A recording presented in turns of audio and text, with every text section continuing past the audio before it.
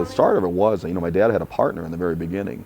And 49, my dad had gone to Marquette, and he came out of the Army Airborne, and he was in Army Intelligence, and that was going to be his degree. In fact, that was his degree after he went to school as well, but he didn't finish. He had a year to go, and the opportunity came, well, finish school and or buy this grocery store and turn it into a restaurant. And it worked out. You know, he decided, I'm going to stick this out for a couple more years, and then a couple more, turned into a couple more, and then you got what you got today. They used to have a cabin out in Appleport. Now even I walk out there to this day and I still feel like I'm, you know, 9 or 10 years old. And we got old photographs of him where he grew up out there, you know.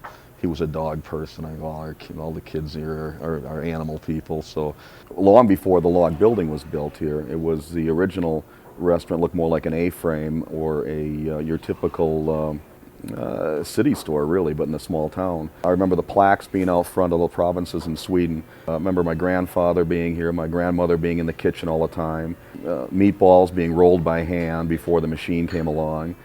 We used to have white tabletops. They used to have big metal pedestals under the tables, and as little kids we used to climb around and bang them with forks and knives, or we'd grab straws and we'd shoot. We thought that the restaurant was like a playground for us. Counter was still as it is. Even the old wood paneling underneath the counter is the same. I think if you look around, these chairs are the original chairs that I remember. Nothing told you it was a Swedish restaurant from the outside at that time. I mean, there were times where it's so slow that he would just hang a sign on the door that said, "Gone fishing, help yourself." And there was a can and everybody would just drop money in it. The reason why we have the restaurant today the way it is because of Dean Madden. And Dean would walk by and he'd say, "You ought to build a log restaurant with a sod roof." They went to Norway and they were introduced to a fellow by the name of Knut Larsen, and they sat down. And as my dad used to tell it, on a napkin they sketched out some drawings and a handshake, and away they went. And they built the entire building in Norway first, and everything was delivered here on the date that they needed the logs, and everything was built completely around the old restaurant. We never closed. No, sir. He's going to build this restaurant around the old restaurant, and we'll disassemble the logs or disassemble the old walls as the new logs went up. We watched the Norwegian carpenters hand carve some of the posts out here with their homemade Norwegian knives that they're very proud of. I remember the greatest picture ever that I saw was my dad sitting at the very tippy top of the gift shop when the logs were crisscrossed like this, and he's sitting there on top with a little Swedish flag. So it was really neat, and they put it all together and it worked. He had a really good friend, Harold Larson, who everybody called Winky Larson. He had the ski hill, North Ski Ridge in Fish Creek.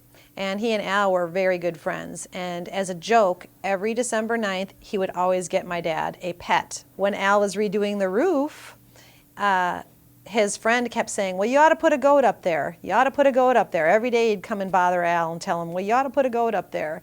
So one day, unbeknownst to Al, Winky went and found a goat, and it was a big billy goat. His name was Oscar. He actually slung it under his arm and he carried it up the ladder, and this was no small goat. And when he got to the top, the goat leapt to the first sure footing he saw, and Winky went down backwards, and I think he busted several ribs, and the goat sat there down, looked at Wink Larson, and that's how the whole thing really started. So it wasn't for his best friend Wink Larson, I don't believe that we would have even thought about putting a goat on the roof. Every once in a while, Al and my dad would get a letter that say, "You know, Mr. Johnson, I want to bring this to your attention. We had a marvelous meal at your place. We went in there, but I think it's terrible about that elderly busboy that runs around there and shouting at all the girls." And he would chuckle and he'd write a letter back and say the elderly busboy was me, Al Johnson, and I apologize if you felt like you were rushed, but we have, you know, June, July, August, September for these people to make their money, and hence us to make our money, and we hope you enjoyed your meal, as it sounds like you did, but by no means do we mean to rush you, but that's just the nature of the business here. He was in here working, we were in here working, and we didn't complain about it. We just would try to keep up with Al and try to keep up with Ingrid. You know, it's like they were working all the time.